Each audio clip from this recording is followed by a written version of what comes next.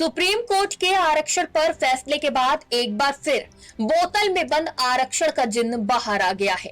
लेकिन इस बार फैसले में थोड़ा ट्विस्ट है।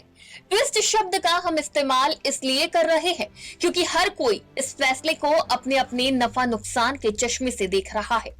संविधान पीठ के इस फैसले के बाद अब किसी की टीका टिप्पणी से कोई फर्क नहीं पड़ता, क्योंकि आरक्षण की जो मूल भावना है उसके अनुसार समाज के सबसे नीचे के तबके को समानता का अधिकार दिलाना है और सर्वोच्च अदालत ने इसी के आधार पर आरक्षण में आरक्षण दिए जाने का रास्ता साफ कर दिया है।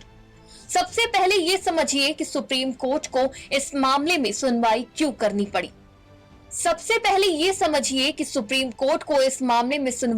करनी पड़ी। 2004 के अपने 5 जजों के फैसले की समीक्षा करनी थी सुप्रीम कोर्ट को, जिसमें कहा गया था कि अनुसूचित जातियों को सब कैटेगरी में नहीं बांट सकते। ईवी चिनैया बनाम आंध्र प्रदेश राज्य के 2004 का था फैसला। 2006 में पंजाब सरकार कानून लेकर आई, जिसमें शेड्यूल कास्ट कोटा में वाल्मीकि और मजहबी सिखों को नौकरी में 50% रिजर्वेशन और प्राथमिकता दी गई।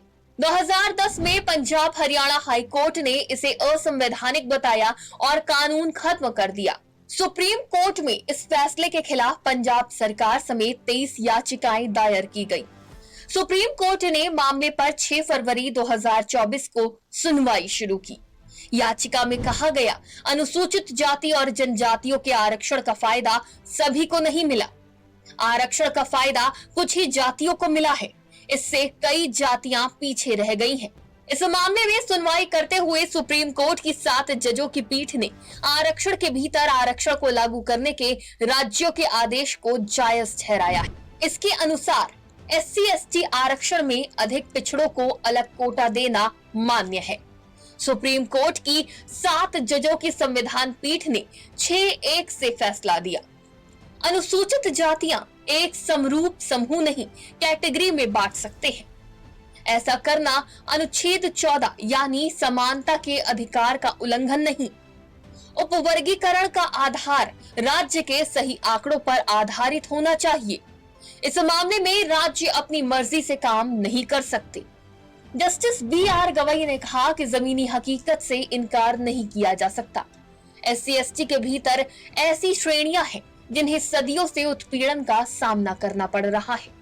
SC/ST वर्ग के केवल कुछ लोग ही आरक्षण का लाभ उठा रहे हैं। क्रीमी लेयर की पहचान कर आरक्षण के दायरे से बाहर लाने की नीति बनी। SC/ST के क्रीमी लेयर और मैला ढोने वालों के बच्चे की तुलना सही नहीं। SC/ST के सदस्य अक्सर प्रणालीगत भेदभाव की वजह से सीढ़ी पर चढ़ने में सक्षम नहीं होते हैं। अदालत को ये जांचना चाहिए कि क्या वर्ग समरूप है और किसी उद्देश्य के लिए एकीकरण नहीं किए गए वर्ग को आगे वर्गीकृत किया जा सकता है। यानी ये साफ कर दिया गया है कि राज्यों के भीतर नौकरियों में आरक्षण देने के लिए कोटा के भीतर कोटा दिया जा सकता है। अब राज्य सरकारें ये तय कर सकती हैं कि किस समूह के किस वर्ग को आरक्षण का लाभ नहीं मिल रहा है और उसे लाभ देने के लिए सरकार कानून बना सकती है। लेकिन इस पर भी सुप्रीम कोर्ट ने राज्य मनमानी ना कर सके, इस पर भी लगाम लगाने का सिस्टम बना दिया है। अदालत ने कहा कि राज्य सरकारें मनमर्जी से फैसला नहीं कर सकती।